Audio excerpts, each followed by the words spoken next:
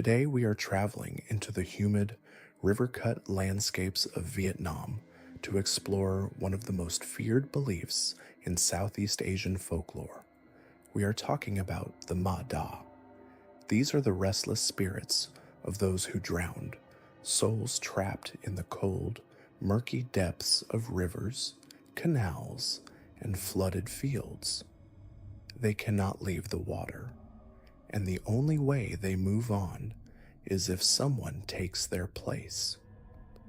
There is a saying among elders in the Mekong Delta: if you feel a sudden cold current wrap around your ankles in warm water, it is already too late to scream. If you're the kind of person who listens closely to stories like this, the small details, the warnings people whisper but rarely explain, then you're already part of this channel. With subscribing just makes sure you don't miss the next one. Alright, let's keep going. Stay with me until the very end of the video, because after these 3 stories, I'm going to break down the cultural rules surrounding these water spirits and why some locals will refuse to save a drowning person even when they're still alive. Our first story takes place in the winding canals of the Mekong Delta, a place where the water is life, but also death.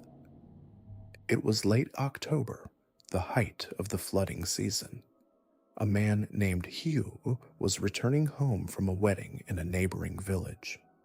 Hieu was a practical man, 30 years old, a mechanic by trade, someone who didn't have time for ghost stories. He took his small motorized sampan, a narrow wooden boat common in the region. The party had run late, and by the time he pushed off from the muddy bank, the sun had already dipped below the horizon. The sky was bruised purple, fading fast into black. The journey should have taken 40 minutes. The canal was wide, bordered by dense mangroves and water coconut palms that grew thick and wild. Their roots twisted into the water like skeletal fingers. As Hieu guided the boat forward, the only sounds were the chugging of the long-tail motor and the slow slap of water against the wooden hull. About halfway home, the atmosphere changed. The air grew heavy and still. The usual sounds of the delta, the crickets, the frogs, the distant bark of dogs, suddenly ceased. It was a silence so profound it felt like pressure in his ears. Then the motor sputtered. Hieu frowned, checking the fuel line. He had plenty of gas. He pulled the cord. The engine coughed and died. Silence rushed in. The boat drifted on its momentum for a moment before slowing to a halt in the middle of the dark water. Hieu wasn't scared, just annoyed. He grabbed his flashlight and shined it on the engine. As he worked, the boat gave a sudden, violent lurch to the left. Hieu grabbed the gunwale to steady himself. He shined the light into the water. The river here was murky, brown with silt. He couldn't see more than a few inches below the surface. He assumed he had hit a submerged log. He went back to the engine. Then he heard it. A wet, slapping sound, like a wet towel hitting the floor. It came from the front of the boat. Hieu shined the light toward the bow. Nothing, just the empty wooden planks. But then he noticed the water around the boat. It was bubbling. Not boiling, but bubbling slowly, as if large pockets of air were being released from directly underneath him. He felt a chill that had nothing to do with the night air. He pulled the starter cord again. Nothing. The boat dipped sharply at the bow, as if something heavy was hanging off the front. The wood groaned under the strain. Hieu scrambled backward. aiming his light at the front tip of the sampan. A hand, a pale, bloated hand was gripping the edge of the boat. Hieu froze. The hand was unnaturally white, the skin peeling and waterlogged. Fingers dug into the wood with impossible strength. Slowly, a head began to rise from the black water. It was covered in long, stringy black hair that looked like river weeds. The hair parted, revealing a face that was swollen and gray, with eyes that were entirely white, devoid of pupils. The thing didn't scream. It just stared at him, and the boat dipped lower, water beginning to spill over the edge. Hieu realized with horror that it wasn't climbing in, it was pulling the boat down. Panic finally broke his paralysis. He didn't think about the engine anymore. He grabbed the long bamboo pole used for pushing off banks and swung it with all his might at the hands gripping the boat. He expected a solid thud, but the pole passed through the entity like it was hitting thick gelatin. The spirit didn't flinch. The water was rushing in now, ankle deep in the bottom of the boat. Hieu knew that if he went into the water, he was dead. He remembered what his grandmother had told him. You don't fight the Ma-Da with violence. You fight it with noise and fire. He grabbed a rag from his toolbox, doused it in the little bit of gasoline he had in a spare canister, and lit it with his lighter. The flame roared up, bright and hot in the darkness. He screamed, a primal guttural roar, and threw the burning rag toward the bow, not at the spirit, but at the water right in front of it. The fire hissed as it hit the water, momentarily illuminating the dark shape beneath the surface. There was a shrieking sound, like grinding metal, and the weight suddenly released. The boat rocked violently back up, nearly throwing Hieu overboard. He didn't wait. He ripped the starter cord. The engine roared to life. He didn't look back. He opened the throttle and tore through the canal, his heart hammering against his ribs like a trapped bird. When he finally reached the dock of his village, he collapsed on the wooden planks. The next morning, Hieu went back to the boat in the daylight to clean it. On the bow, exactly where the thing had gripped the wood, there were two distinct handprints. They weren't muddy. They were etched into the wood, as if the timber had been rotted away instantly by the touch of something that had been dead for a very long time. That was the Mekong. But the Ma-Da doesn't just stay in the rivers.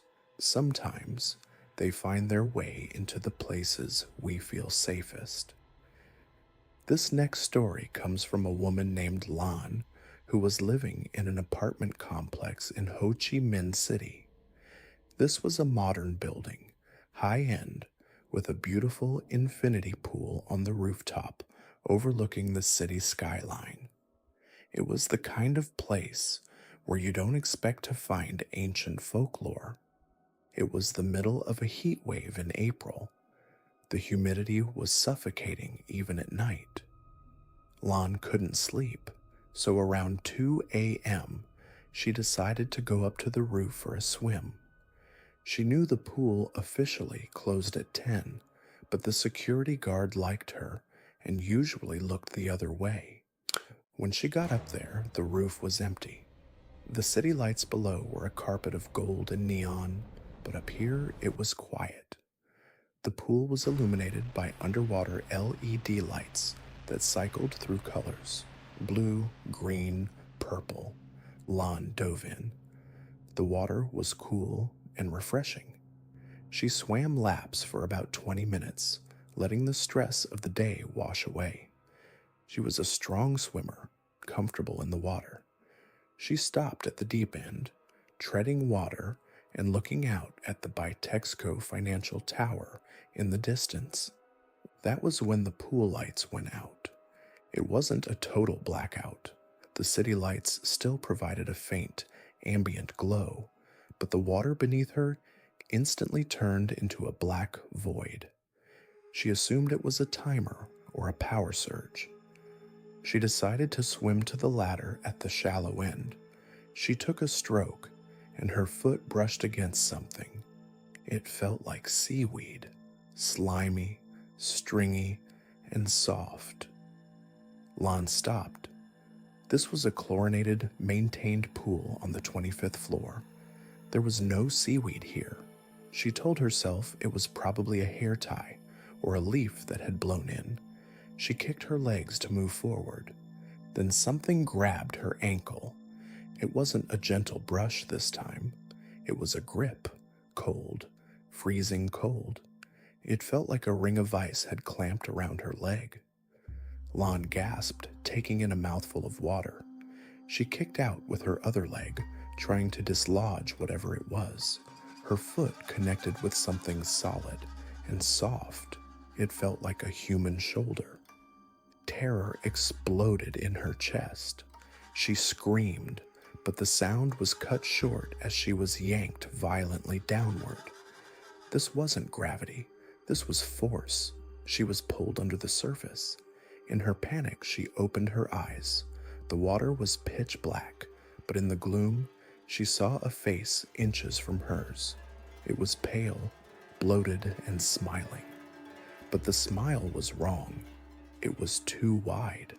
The skin split at the cheeks. The thing had no eyes, just dark, empty sockets that seemed to suck in the faint light. Lon thrashed, clawing at the water. She was running out of air. The grip on her ankle was iron tight. The entity was heavy, dragging her toward the drain at the bottom of the deep end. Her lungs burned. Her vision started to spot with white light. She realized she was going to die. She was going to drown in a luxury pool in the middle of the city. In a final, desperate attempt, Lon stopped fighting the downward pull and instead curled her body upward, reaching for the metal ladder that she knew was close. Her fingers brushed the cold steel rail. She clamped her hand around it. With every ounce of strength she had left, she pulled. The thing on her leg pulled back. For a second, she felt like she was being torn in half. Her shoulder popped, a sharp, sickening pain. But she didn't let go. She kicked downward with her free heel, stomping hard on where the face would be. She felt a soft squish, and the grip released. Lon hauled herself up the ladder, gasping, coughing up water, scrambling onto the pool deck on her hands and knees. She crawled away from the edge, not daring to look back until her back hit the wall of the elevator shaft. The pool was calm. The water was still. The lights flickered back on. The water was crystal clear, blue, empty. There was nothing in the pool, no debris, no intruder. Lon ran back to her apartment and locked the door. She sat in her bathroom, shaking, examining her leg. Around her right ankle, distinct and undeniable, were 5 bruises forming the shape of a hand. The bruises were dark purple, almost black, and the skin was cold to the touch. It stayed cold for 3 days, no matter how many hot showers she took. She moved out of the building a week later. Our final story is a tragedy that happened in a small coastal fishing village near Nha Trang. It concerns a group of 3 teenagers, Tuan, Hui, and Baos. The boys had grown up on the water. They knew the tides, they knew the currents, and they knew the stories. There was a specific cove about 2 miles from their village, known as the Dead Man's Inlet. The locals avoided it. The water there was deep and inexplicably cold, and the currents were unpredictable. It was said to be a gathering place for the Ma Da. One humid evening, dared by a mixture of boredom and teenage bravado, the three boys decided to take a small basket boat out to the inlet to go night fishing. They wanted to prove the elders wrong. They arrived at the inlet around 10 p.m. The moon was full, casting a pale silver light over the ocean. The water in the cove was eerily calm, like a sheet of black glass. They dropped their lines. For an hour, nothing happened. They joked, drank sodas, and laughed at their own fears. "See?" Tuan said, leaning back. "Just old people stories." Then Hui's line went taut. It wasn't a nibble. The rod bent almost in half. "I got something huge," Hieu yelled. He started reeling it in. The line moved heavily, sluggishly, not darting like a fish. It was dead weight. "It's probably a tire or a net," Bao said. "No, it's moving," Hui insisted. "It's coming up." Tuan shined a flashlight into the water where the line disappeared. As Hui reeled, a shape began to emerge from the black depths. It was pale white. It wasn't a fish. First came the hair, floating like a halo, then a forehead, then the eyes. It was a woman, or what used to be a woman. She was wearing a tattered white ao dai, the traditional Vietnamese dress. Her skin was the color of curdled milk. She wasn't hooked on the line. She was holding it. She was holding the fishing line in her hand, looking up at them. The boys froze. The silence was shattered by a low, gurgling sound coming from the woman's throat. "Cut the line," Tuan screamed. Hui fumbled for his knife, but his hands were shaking too hard. The woman didn't climb into the boat. She simply yanked the line. Because the basket boat was small and round, and because Hui was standing up to reel, the force was enough. The boat tipped. All three boys hit the water. The chaos was instant. The water was freezing, far colder than the surrounding ocean. Tuan kicked to the surface, gasping. He saw the overturned basket boat nearby. He saw Bao scrambling onto the hull. "Hui!" Tuan screamed. "Hui!" There was no answer. Tuan looked around frantically. The moonlight illuminated the water. About 10 feet away, he saw Hui. Hui wasn't swimming. He was bobbing upright, his head thrown back, his eyes wide with absolute terror. He was screaming, but water was filling his mouth. He was being lifted out of the water. Tuan watched in horror as Hui rose waist-high above the surface, as if he were standing on something solid beneath him. But there was nothing there. Then Tuan saw it. Wrapped around Hui's waist were pale white arms. Someone was beneath him, boosting him up, or perhaps positioning him. Hui looked at Tuan, his eyes pleading. "Help me," he choked out. Then, with a violent splash, Hui was yanked straight down. He didn't sink slowly. He vanished instantly, as if he had been fired out of a cannon into the depths. Tuan and Bao scrambled onto the overturned boat and paddled with their hands, screaming for help until a passing fisherman found them an hour later. The search and rescue teams spent 3 days dragging the inlet. They used sonar. They used divers. They found nothing. No body. No shreds of clothing. Hui was simply gone. The elders in the village didn't look surprised when they heard the story. They simply lit incense and placed offerings of fruit and boiled chicken by the water's edge. They said the Ma Da had been waiting for a long time, and it had finally found its replacement.